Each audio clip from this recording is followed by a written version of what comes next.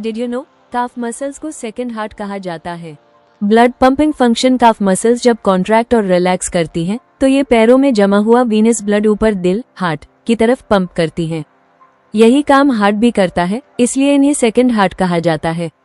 Gravity के against काम हमारा हार्ट नीचे की तरफ ब्लड भेज देता है, लेकिन पैरों से ब्लड को ऊपर लाना मुश्किल होता है।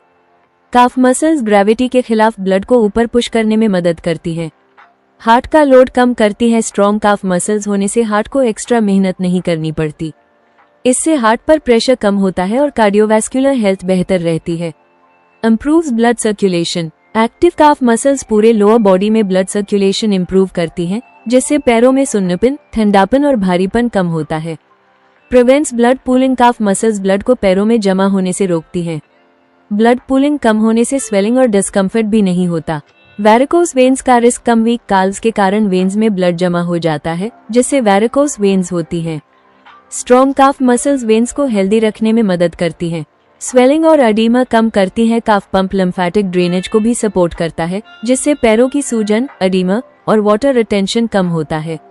लॉन्ग सिटिंग या स्टैंडिंग के इफेक्ट्स कम। जो लोग ज्यादा देर बैठते या खड़े रहते हैं, ऑफिस वर्क, ट्रैवल, उनके लिए काफ मसल्स बहुत जरूरी हैं, क्योंकि ये सर्कुलेशन को एक्टिव रखती हैं। Better oxygen supply to muscles. Proper blood flow से मसल्स तक ऑक्सीजन और न्यूट्रिएंट्स सही मात्रा में पहुंचते हैं, जिससे फटीग और क्रैम्प्स कम होते हैं। कीकैप 10 डेली मूवमेंट से एक्टिवेट होती है। Walking, toe raisers, malasana, calf stretchers और सूर्य नमस्कार जैसी एक्टिविटीज काफ मसल्स को एक्टिवेट करती हैं और ओवरऑल हार्ट हेल्थ सपोर्ट करती हैं। Thanks for watching. Please like, comment, share and subscribe my channel for more such informative videos. मुन्स हेल्थ एंड हॉबी।